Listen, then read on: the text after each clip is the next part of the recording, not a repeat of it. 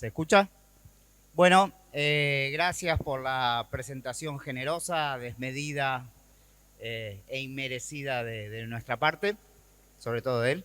Eh, y bueno, la verdad que cuando nosotros encontramos el libro de Marcelo, la verdad que fue una emoción muy grande leer ese libro, porque de alguna manera hay dos tipos de forma de acercarse a las experiencias históricas. Una es a partir de los hechos realmente existentes, ¿no? Una biblioteca, un grupo, una experiencia, un equipo de fútbol, una facultad libre, pero algo del orden narrativo de ese libro lograba transmitir un tipo de intensidad que todo aquel que ha emprendido alguna experiencia en su vida volvía a sentir cuando leía las palabras, tanto las de Marcelo como las de todos los que participan en este libro coral. De alguna manera, lo que nos proponíamos para hoy, estuvimos trabajando muchas horas con Diego, con Marcelo, planificando esta actividad. Lo que nos proponíamos era un poco tratar de encontrar qué relación podía haber entre esa experiencia y la situación contemporánea, digamos. Si había alguna conexión posible, si algo del orden generacional, de las preguntas que se hizo esa generación cuando le tocó protagonizar una experiencia en la ciudad, si algo de eso podía encontrarse hoy o si hoy se veían diferencias respecto a los desafíos de esa generación, ¿no? Entonces, por un lado, pensábamos que hay algo inherente a una generación que se afirma en un momento determinado de su historia, que pasa por el tema de asumir la ciudad que tiene, ¿no? De reinventar la ciudad, de refundar la ciudad, de protagonizar la ciudad. Y entonces, protagonizar la ciudad a la vez significa ponerse en tensión con las fuerzas existentes en una ciudad concreta, pero también con la lengua de su época. Es muy claro en el libro cuando aparece que, bueno, es una experiencia generacional que le toca lidiar con los efectos inmediatos de la dictadura, con la ausencia de los muertos, pero también con un tipo de militancia, llaman heroica en el libro, ¿no? Los militantes heroicos, que generan un respeto solemne y sentido y demás, pero que no era la experiencia que a ellos les tocaba hacer. Entonces, ¿qué es una militancia? La pregunta era, ¿qué es una militancia cuando el modelo militante anterior, exterminado por el terrorismo de Estado y bueno, y en todas las circunstancias que ya conocemos, qué significa ser política o asumir la ciudad o ser una generación cuando eso, ¿no?, está en el fondo ya de una experiencia que ya no habla, ¿no? Eso por una parte, y a mí se me ocurría preguntarle a Marcelo cuál es la relación que él encuentra entre los desafíos que asumió su generación y los desafíos que asume la generación actual que hoy está organizando, por ejemplo, esta Feria del Libro en esta ciudad, ¿no? Entonces, podríamos decir, se pasó, porque me parece que el otro gran tema que nos trae el libro, y que uno lo puede palpar acá entre libros, es el tema de que hay una relación entre experiencia política y cultura letrada, ¿no? O sea, un respeto por los libros, ahí en el libro lo dicen, creo, en una frase, un respeto, una creencia en la palabra, y una relación con el pensamiento que no es desdeñable y que es muy original en las militancias políticas, porque muchas de las militancias políticas muchas veces tuvieron una fuerte impronta antiintelectual, ¿no? Y mucho más antiartística, antiestética y demás, ¿no? Entonces la pregunta es, en un contexto como este, en esta ciudad que todos, digamos, en esta ciudad tan marcada por el modelo agroexportador y demás, ¿cuáles ves vos que son los desafíos de esta generación o de esta ciudad y qué relación hay, si lo hubiera, con aquella otra, ¿no?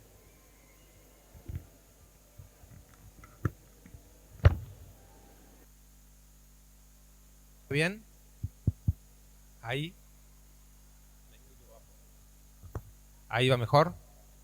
Bueno, bueno, de vuelta los agradecimientos, adhiero a las palabras del ruso.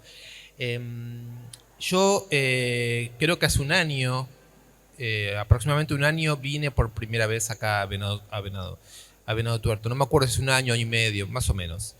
Y vine invitado por la revista G, pero mientras venía para acá me acordaba de profesores admirados como Horacio González o León Rositner, que solían tener con Venado Tuerto una relación especial. De hecho, para mí Venado Tuerto, cuando yo no conocía, eran esa tierra a la que partían muy alegres, Rositner y González, por ejemplo. Yo nunca entendía del todo, sabía que había habido una revista Lote, una universidad, una biblioteca, pero lo que más me acuerdo es ese sentimiento utópico de intelectuales importantes que abandonaban la universidad y la ciudad rumbo a un lugar más o menos desconocido y volvían felices. Y de ahí después siempre se hablaba lo que dijeron en Venado Tuerto, lo que se publicó ahí, ¿no? Como un lugar de fertilidad intelectual hacia el cual ellos marchaban y volvían felices. Así que cuando venía viajando decía, claro, esta gente que nos está invitando debe ser la misma gente que invitaba. Entonces, el primer contacto que tuve con Rafael, entonces hablaba con mis amigos y decíamos, pero Rafael es demasiado joven para ser el mismo que entonces invitaba. Sí, pero era un Sevilla, entonces era Marcelo. Entonces intentábamos entender cómo se había ido reproduciendo esa generación, digamos, de esa tierra fértil intelectualmente que era Venado y a la cual veníamos. Así que después de un par de actividades hicimos una cena en la casa de Gaby, de Marcelo. Y era un núcleo indescifrable que estaba ahí, porque estaba el núcleo, digamos, de lo que sería Ciudad Futura, Revista G, lo que venían. Habían amigos de Marcelo, de Gaby, y se hizo una conversación extraordinaria, no solo por el menú, que seguro que no era secundario, sino por lo que podríamos decir una suerte de memoria que se mantiene viva porque los protagonistas de esa experiencia están sentados hablando con mucho compromiso con lo que está ocurriendo y la generación de los hijos está también sentada y está haciendo algo que no es dependiente. No hay dependencia ahí. Hay una relación de la transmisión que es muy interesante. Entonces yo me volví de ese primer viaje a Venado con la sensación de haber encontrado algo de lo que yo escuchaba que ocurría con Horacio, con León, cuando hablaban de Venado. Pero me volví además con este libro que nos regalaron cuando vinimos, con la edición un poco más chiquita, ¿no? Porque esta es la reedición actual un poquito más ampliada. Me lo leí esa misma noche que llegué a Buenos Aires y me encontré con cosas que para mí son fabulosas. Sobre eso algunas cuestiones y también, como el ruso, le dejaremos alguna pregunta a Marcelo planteada. La primera tiene que ver con las fechas. El mundo de las fechas que aparecen a mí me parece completamente simbólico e importante. La primera es los años 20, la fundación de una biblioteca fundada por obreros, trabajadores, ferroviarios, anarquistas, socialistas. Ahí hay una fecha que me resulta completamente fundamental. Digamos así, un siglo. Un siglo de transmisión, un ciclo de comunicación de unas luchas que han pasado por todo tipo de situaciones, de grandes repliegues, grandes momentos insurreccionales, grandes resignaciones, grandes decepciones y grandes transmisiones. Ese siglo largo me parece que es absolutamente importante en esta historia de transmisiones. La segunda fecha es 1983, que evidentemente es el año en que se recupera la biblioteca, o en torno a esos años, ¿no? Que se recupera la biblioteca, se le da una nueva vida, un poco lo que está contado acá en el libro. La tercera fecha es 2001, pero ¿por qué es la fecha en que se publica el libro? Que es una fecha que yo considero la primer gran revisión de nuestra democracia, ¿no? De sometimiento a prueba de nuestra democracia. Y la cuarta fecha es 2023, la reedición, hoy, nosotros. Esas 4 fechas hablan mucho, nos permiten revisar el proceso democrático del 83 para acá, nos permiten revisar qué pasó del 2001 para acá, y nos permiten preguntarnos también cuál es la historia de interrupciones y transmisiones de las luchas del 20 para acá. Todo eso me parece es un paquetón, una primera cuestión que yo veo en el libro. El otro tema que veo son los nombres. Hay una lista de nombres, ya estaba en la primera edición, está en la segunda edición, que es extraordinaria. Extraordinaria, incluso hay nombres que yo veo ahí y digo, Abeluto venía acá, ¿no? Alejandro Rositner venía acá. Veo nombres que vistos desde hoy, no sé cómo interpretarlos. Entonces puedo pensar, por un lado, la enorme curiosidad, sed, pluralidad que en el momento había acá respecto de discursos, de pensamientos. Insisto con la idea de una fertilidad intelectual.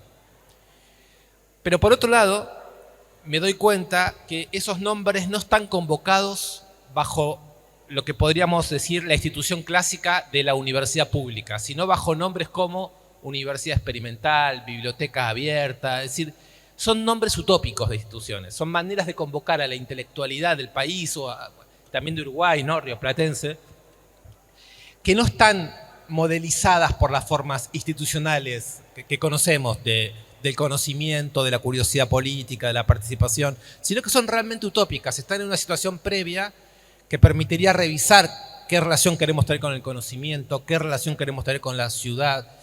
Eso me parece extraordinario. Los nombres ahí no están puestos simplemente como, se podría decir, una institución que cuenta quiénes son sus docentes. Están puestos en un estado de convocatoria libre y utópica. Y me parece que esa libertad y esa utopía de esta tierra prometida, que a mí me parece esta evocación así de Venado, sigue siendo una dimensión fundamental para revisar qué entendemos por política, por conocimiento, por universidad, por libros, por lecturas, ¿no? Todos temas absolutamente centrales. Así que primero las fechas, después los nombres. Tercero, hay un texto de Horacio González en el libro, que es fabuloso, porque pone los términos de lo que podemos suponer que fue una gran experiencia. Digo podemos suponer porque lo leemos en el libro, escuchamos a Marcelo o a otros amigos y nos damos cuenta que hubo una experiencia extraordinaria. Pero más allá de suponer que hay una experiencia y un modo de transmitirlo, en el texto de González se dice algo. Se dice que hay una comunicación en un cierto momento de la experiencia que se hizo en la biblioteca entre fútbol, por el equipo de fútbol que se hizo en ese momento, y libros. Libros y goles. Goles y libros. Libros que se futbolizan y goles que se vuelven librescos. Hay una especie de comunicación entre planos que en principio están completamente separados. Ligar planos separados es constituir experiencia. Y eso hoy me parece que tiene un valor extraordinario, porque absolutamente todo lo que podríamos decir en nuestra existencia ya está tan tabulado, ya está tan separado, ya está tan codificado, ya está tan mediatizado, que la mera idea de que nosotros podríamos crear conexiones entre campos aparentemente intocables me parece una gran idea de lo que es una experiencia. Es tejer sentido para cosas que de otra manera no se tocarían. Entonces, esa idea de experiencia, que a mí me parece viva en este momento, acá en este lugar no estamos, digamos, ¿no? Una gran visión que tiene González sobre lo que está ocurriendo. Bueno, el último punto que me parece fundamental es una frase de Marcelo, que dice que el capitalismo no solamente es pobreza económica, sino que es también pobreza narrativa. Y esto está, bueno, dicho hace unos años, hoy podríamos decir que profético, porque cada 5 o 10 años nos damos cuenta hasta qué punto hay pobreza narrativa. ¿Cuánto puede seguir aumentando la pobreza narrativa? Y es evidente que este lugar en el que estamos, cualquiera que haya estado escuchando ayer a Tute, o digamos a Selva Almada, es muy evidente que este es un acto de rebeldía contra la aniquilación del poder narrativo, ¿no? Que todos los que estamos acá estamos bastante preocupados por la importancia de la narración. Entonces me acordaba, pues es un recuerdo un poco inevitable, de lo que dice Walter Benjamin de qué cosa es una narración, que no es solo contar algo, sino que es captar aquello que en la vida es para contar, aquello que se vuelve contable, aquellas cosas, digamos, de la magia de la existencia que se pueden volver palabra y que por lo tanto, digamos, es una palabra que transmite esa experiencia que el otro no pudo tener, pero que alguien captó con palabras y se la puede ofrecer a otros. O sea, no es transmisión de información, es, digamos, transmisión de una cierta magia. Esa idea de narración, que es la que escandalosamente falta en la política, que es la que escandalosamente falta, como creo que dice por ahí alguno de los textos que está ahí, es el oxígeno que falta, ¿no? El oxígeno que falta. Este es un libro que me parece que es esa búsqueda de oxígeno que es tan fundamental. Y me parece que todo esto lo podría reunir bajo la idea de que esta experiencia, este libro, están situados en un lugar de resistencia, entendiendo por resistencia todo lo que estábamos diciendo. Así que para mí la palabra a Marcelo sería, si Marcelo reconoce estas cosas que le estamos planteando, si ve que acá no solamente hay una vieja historia para viejos amigos, sino que hay un mensaje de resistencia, y cómo ve que esos mensajes de resistencia siguen circulando hoy, ¿no? Hola. Bueno, como primer medida, por supuesto, empiezo por agradecer, como dijo Marcela hace un rato, estamos todo el tiempo agradeciendo la generosidad de Sebastián y de Diego, con quienes creo que con mucha naturalidad sentimos un hermanamiento, porque creo que hay unos ángeles pasados de amigos y maestros que nos unen, y entonces rápidamente encontramos esa confraternidad amiga. Y también son en gran parte responsables de que el libro se reeditara, porque, bueno, publicar un libro siempre abre una serie de interrogantes. En esta pequeña amistad con Tinta Limón también, que es otra editorial, etc. Respecto a lo que plantearon ellos, y era, me parece, la parte más rica para ver, porque es una mirada externa, pero que sin embargo se acerca a todos esos episodios con una actitud muy amorosa y muy cercana. No tengo demasiado más que escuchar. Sí voy a recoger algunos de los interrogantes que dejan planteados, porque en algo nos habíamos puesto de acuerdo. El sentido de traer esta historia al presente era ver en qué punto nos puede hacer alguna pregunta para el hoy. Ahora que, como dice Chomsky, los hechos han cambiado de opinión. Y aparece otra vez la vieja pregunta de la contingencia histórica que el camarada Iván Ilich Ulyanov planteó hace un poco más de 100 años. ¿Qué hacer? Yo creo que sí, que esa historia tiene muchas cosas para seguir agitándonos, si queremos leer ahí algo. Acá hay muchos compañeros que han sido protagonistas de aquellos tiempos, y seguramente encontraremos ahí unos puntos en común. Sin duda creo que la continuidad histórica está en esa memoria invisible, está en la presencia de ustedes, está en esta feria, no como un gesto solamente de resistencia. El viernes compartí una mesa con un escritor venadense que presentó un libro, y yo decía, recoger estas historias de vida que nos habilitan a ver la posibilidad de otra cosa, frente a lo dado, frente a las clausuras cotidianas, frente a esta pobreza narrativa que significa ni más ni menos traducida un camino de una vida bastante estúpida como alternativa casi única y además agobiante y además en muchísimos casos miserable. Y bueno, ahí encontrar la posibilidad de otra cosa. ¿Y cómo lo hacemos? Y ahí es donde creo que la historia tiene algo para recoger y hacernos recordar. Empezar a escuchar nuestro deseo, ¿no? Escuchar nuestras ganas. Nosotros lo llamábamos lo gánico. Y sería una buena pregunta para hacernos, bueno, ¿dónde está nuestro deseo hoy? Si es que nos queda alguno. Queremos imaginar que sí. ¿Y qué vamos a hacer con eso? ¿Qué vamos a hacer con ese deseo, con esas ganas, con esa sensibilidad que sentimos todo el tiempo, agredida, limitada, ofendida, humillada? Porque nosotros queremos otra vida, queremos otro mundo, queremos otro ambiente. Despojemos la posibilidad de que sea mejor que el que está a la mesa, pero es otro, tiene otros componentes, tiene otros sueños.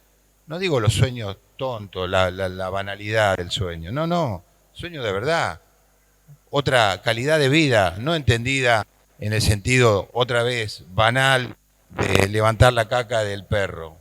Digo, estamos hablando de la vida profunda, estamos hablando de la vida intensa. Y entonces, escucharnos, me parece, escucharse, es el primer punto. Y escucharse cuando uno lo hace en confianza, en comunión con amigos, en comunión con compañeros, en relación con gente a la que se aprende a querer, bueno, naturalmente no puede sino ser enriquecedor, disparador de cosas nuevas, y ahí aparece la otra parte, que es asumir esa condición. Asumir el riesgo, asumir el coraje, asumir la dificultad y el ruido que te va a producir querer al otro día que te levantas, tratar de que eso suceda. Bueno, ¿cómo va a suceder? Es otra película. Ahí me parece que nosotros, como también planteás vos, Seba, creo que tuvimos la intuición, Volnovich, uno de los psicoanalistas grandes, gran amigo de Venado Tuerto, que vino un montón de veces acá y que tenía una escucha psicoanalítica extraordinaria, había hecho una figura diciendo, bueno, ustedes cierran los ojos y apuntan la escopeta y tiran, y después, miran y dicen, mira, acertamos, y vamos. Bueno, era un poco eso, ¿no? Digo, vincularse con el pensamiento, vincularse con las ideas, asumir que hay gente que sabe más o tiene más cosas para decirnos. Que acá en Venado Tuerto es fácil reconocerlo en la región, porque bueno, las posibilidades, pensemos que esto surge en un tiempo que además las redes sociales, la web, la información rápida, todo eso no estaba, ni siquiera estaba el canal de cable al principio. Entonces, bueno, convocar a la gente. ¿Y por qué la gente terminó siendo esa lista extraordinaria, imposible de reunir, por ejemplo, en Buenos Aires,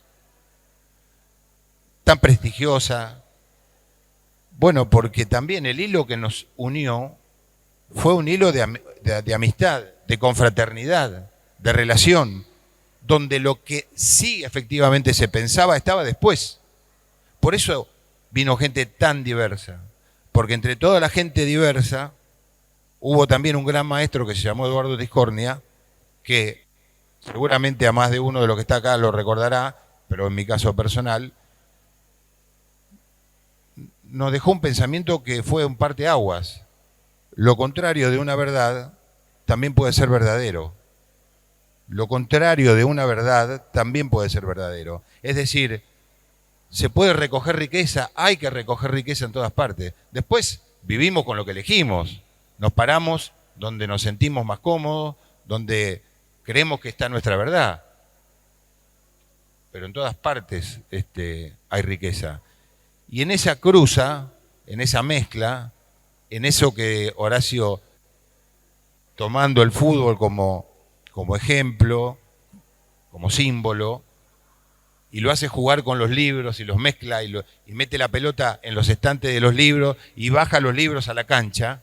Bueno, claro, esa es la mejor metáfora de que esa mezcla, en ese cruce, en esa intensidad de intercambios, aparece otra belleza y otra posibilidad.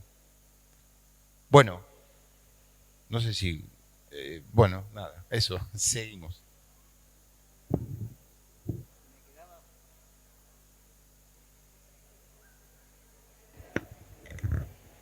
Hola, ahí. No, me quedaba pensando, bueno, varias cosas, ¿no?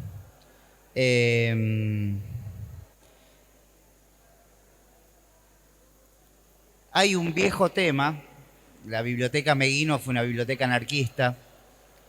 Hay un viejo tema que es el de la autoinstitución popular, ¿no? Ustedes se llamaron a su experiencia también Facultad Libre, Biblioteca Popular. No había una relación con las instituciones que fuera estatal a priori, digamos, ¿no? Que estuviera guiada por criterios exteriores a la experiencia. Acá estamos en una feria del libro que no tiene absolutamente nada que ver con las ferias del libro que conocemos, que no está guiada por los criterios comerciales, por las grandes editoriales, por los sponsoreos de los grandes grupos económicos y de los grandes carteles económicos ni del agro ni de nada. No hay un pabellón Martínez Dios, digamos, no pasa nada de lo que pasa en la feria, en la gran feria del libro de Buenos Aires. Y me doy cuenta que hay una sensibilidad que atraviesa esta idea de que lo institucional, lo que se institucionaliza es una dimensión de la experiencia, no es un tipo de rigidez exterior que viene a moldear la experiencia, ¿no? Sino que es una especie de prolongación.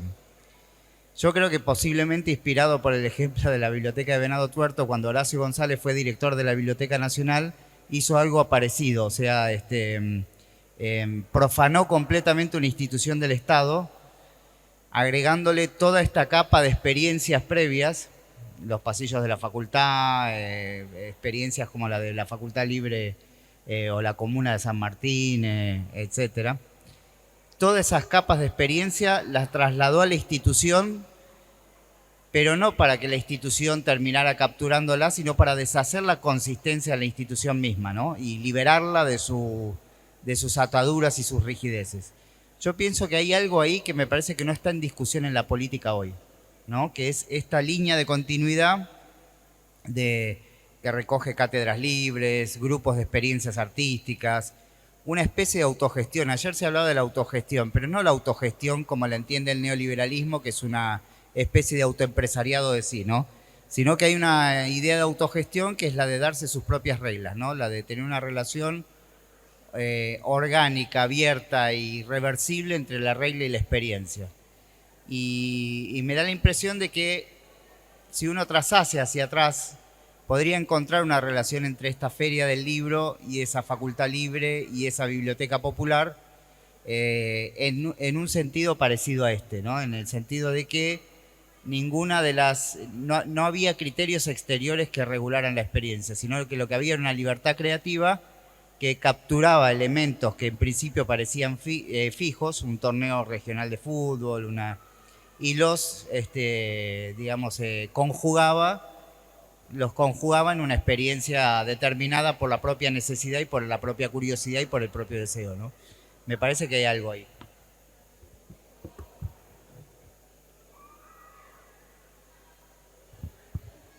Se escucha ahí, sí. Estoy leyendo un libro que se llama La Biblia y el dron, sobre usos y abusos de figuras bíblicas en el discurso político de Israel, que ya tiene unos años, de Silvana Rabinovich, que se consigue ahí en la feria. No lo compré acá, justo de casualidad lo estaba leyendo. Y encuentro un par de cosas que estaba leyendo anoche y me parece que podrían formular una pregunta. El uso de un determinado texto, en este caso la Biblia, voy a lo que vos llamaste la belleza, ¿no? Que puede ser, por un lado, según dice el texto, puede ser objeto de un abuso y mal uso para justificar una guerra, que además de ser simplemente guerra, parece ser y es una guerra desigual y de exterminio. Es decir, hay un libro llamado la Biblia que puede ser utilizado como fuente de un lenguaje que tiene por finalidad o utilidad exterminar un pueblo, ¿no?, relativamente desarmado o comparativamente desarmado. Al mismo tiempo, dice acá la autora, hay un uso del lenguaje en la Biblia que consiste no en abusar de él, sino de estar en esa lengua de manera crítica.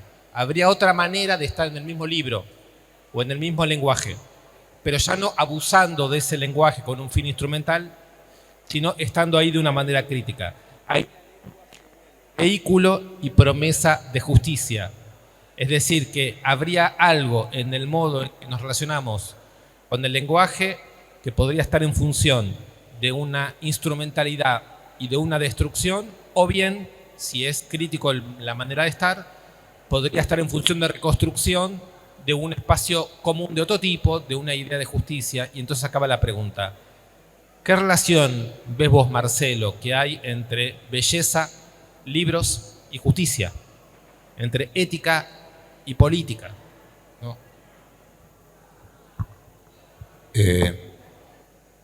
A ver, en este caso voy a hablar como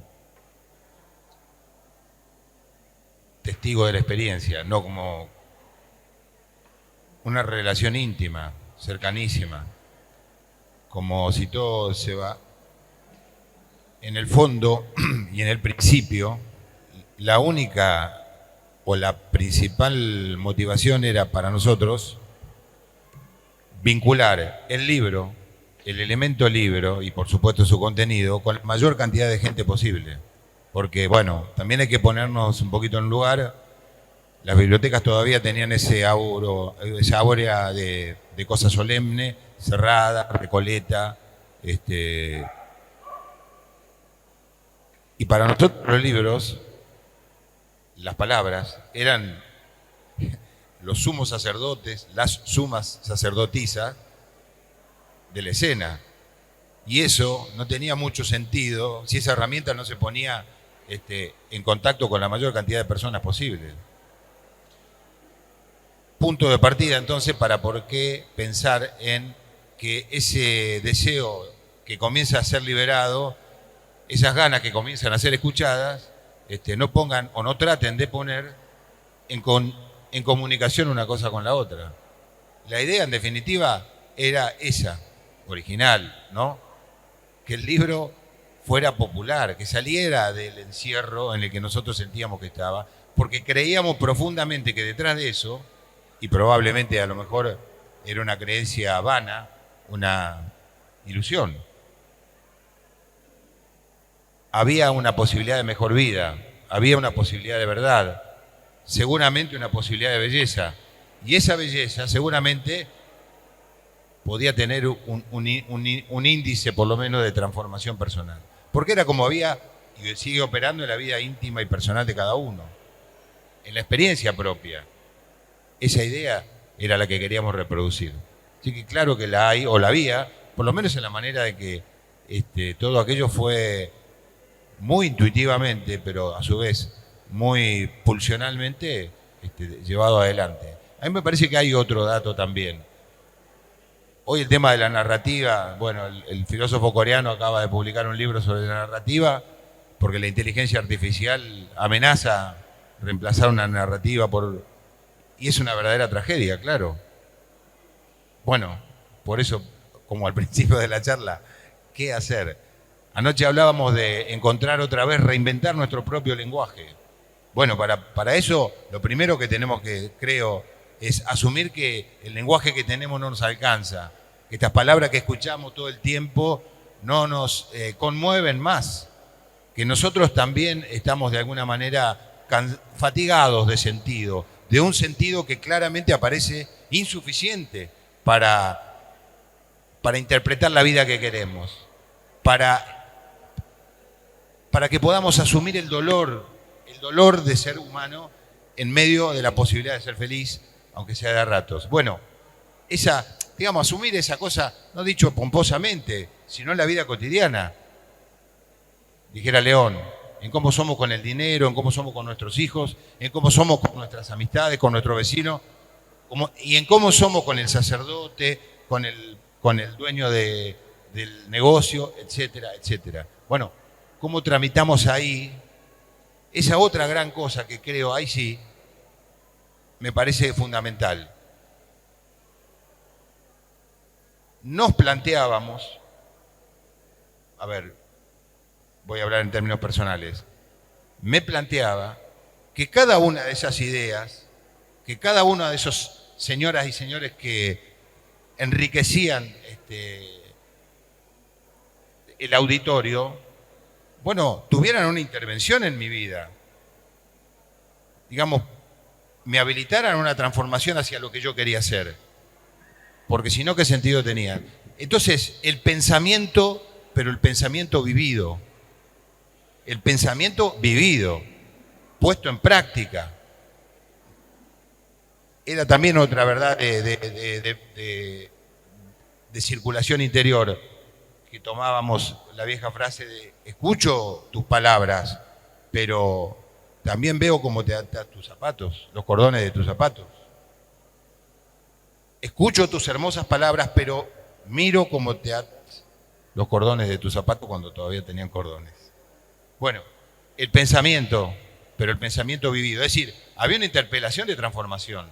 Probablemente porque creíamos, y vuelvo a mí, creo que hay un dispositivo que se puede transformar en la vida y en la subjetividad de cada uno. Porque si no, bueno, deberíamos todos los días hacer otra cosa. Y volvemos al principio, la posibilidad de otra cosa, porque si no, ¿qué sería? Sería la imposibilidad de otra cosa, la repetición de los días, la imposibilidad de salirse de sí. Y la imposibilidad de salirse de sí es en gran parte la falta de imaginación, porque las imágenes, hablando de imaginación y de asociarla con las imágenes que vemos cotidianamente en general no nos gustan. Nos agreden, nos ofenden, nos humillan. Esas imaginaciones las tenemos que reconstruir. Y la falta de imaginación tranquilamente nos acerca a veces a la tontería y muchas veces a la violencia. Porque como no podemos ver más que lo propio y estamos inhabilitados para otra cosa, y parece que el contexto cotidiano lo único que estimula y habilita es eso, y ahora hasta las universidades estructuran su dispositivo enciclopédico para que salgamos con un formato para hacer una cosa en la vida. Bueno, la tarea es otra vez reinventar el lenguaje, reinventarnos a nosotros mismos, seguir escuchándonos, seguir desafiando y desobedeciendo lo que tenemos alrededor, como hace esta Feria del Libro, que claramente lo hace no solamente sin el apoyo de mucha gente que debiera estar acá, sino que lo hace a pesar de mucha gente que hace con poder y posibilidades de colaborar, no lo hace. Pero no hay que quejarse de eso. Es la lógica que nos toca, porque si estuvieran tanto, entonces ese mundo sería más fácil para nosotros estar en otra parte, en donde ese mundo ya está completamente inventado. Y la realidad hay que reinventarla. Y esa es la tarea nuestra, seguramente lo que nos gusta más hacer.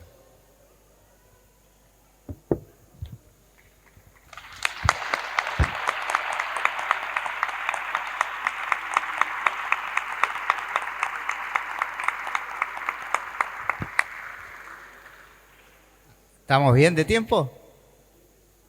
¿Sí? Bueno, me acordaba de una escena de una vez en la Facultad Libre cuando estuvo Horacio González, vuelvo a Horacio González, el viejo trauma, vieja marca, que él estaba dando una clase y alguien que se encargaba más de la cuestión de la cocina y demás, el ejercicio era escribir en una página algo, no recuerdo bien, no me acuerdo exactamente porque lo leí hace unos meses, y había escrito algo que tenía un error de ortografía o algo que estaba mal escrito o escrito según su sonoridad, digamos, ¿no? Y eso despertó cierta gracia entre los concurrentes y cierta intimidación para quien lo había hecho, ¿no?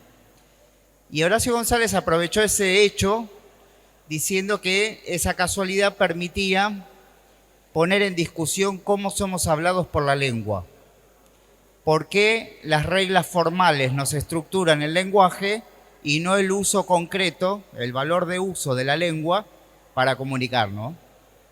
Entonces, venía preguntándome que me parece que una serie de temas que plantearon las experiencias anteriores hoy son una agenda de problemas que me parece que hay que poner en tensión para pensar precisamente lo siguiente. ¿Cómo se inventa una soberanía del tiempo para poder hacer una experiencia, es decir, la producción de un tiempo propio? Que creo que es uno de los grandes temas de contemporáneos. ¿Cómo se arma una soberanía narrativa en la época de las redes sociales, de la inteligencia artificial, etcétera? Y cómo el pensamiento deja de ser una mercancía de circulación universal y se arraiga en una experiencia. Porque me parece que todos estos grandes maestros a los que apelamos acá y a los que acudimos y los que recordamos con tanto cariño, me da la impresión de que lo importante era, digamos, la relación de uso heterodoxo que hacía la experiencia con lo que esta gente pensaba y traía. Y yo creo que hay un valor muy grande ahí, que no está dado simplemente por coleccionar bibliografías, sino por la manera en la cual el pensamiento acude en auxilio de una experiencia y la experiencia atrae, suscita, recrea ese pensamiento en función de sus necesidades.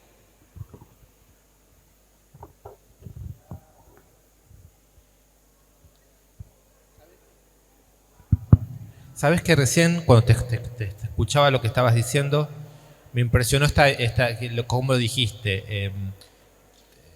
Traer unas palabras o unas voces o unos saberes que puedan intervenir sobre mi vida. Vos dijiste que hay gente que por ahí tiene como pensamientos que nos pueden interesar y los convocamos, pase o no pase por el saber la cosa, pero sí necesitar palabras que intervengan sobre tu vida, ¿no? Que eso puede ser también una idea de lo que significa leer, la amistad, ¿no? Tener la necesidad de la palabra ajena para que tu vida sea transformada. Y después lo vinculás esto con que de ahí surge la propia fuerza o la propia claridad para transformar la realidad. Habría como una especie de conexión ahí. Y me acordaba de escenas de la pandemia. Escenas de la pandemia que eran estas, ¿no?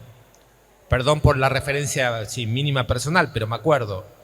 Cocinando, lavando los platos, encerrado en mi casa, con mi hijo, que entonces tendría 8 años, y escuchando en internet clases o discursos de Ricardo Piglia o de, qué sé yo, ¿no? De todos las personas interesantes que podrían haber en el mundo, una tras otra, ¿no? Clases, discursos, películas. Entonces, vamos a decirlo así, era la mejor palabra del otro que yo podía programar, ¿no? Y escucharla todo el tiempo la palabra del otro disponible, solo que con esa palabra no se podía hacer absolutamente nada, no había espacio de transformación, uno estaba definitivamente aislado, entonces se nutría de algo, pero ese algo quedaba como congelado, ¿no? Entonces me pregunto, si la experiencia hoy no tiene esa forma, bajo la pregunta de qué hacemos cuando una palabra nos toca, pero nosotros no sabemos qué hacer con nosotros mismos, en dónde, con quiénes, en qué conversación estamos, en qué experiencia estamos. Y es una pregunta que me la hago pensando también en este hijo mío que tenía 8 años, pero que ahora tiene 14, ¿no?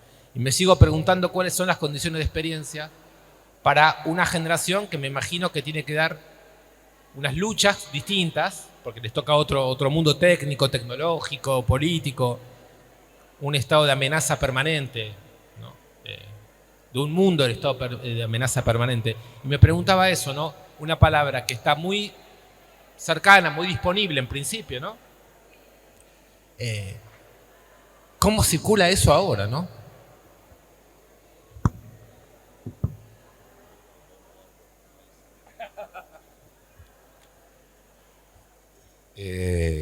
Cerramos acá. Muchas gracias a todos.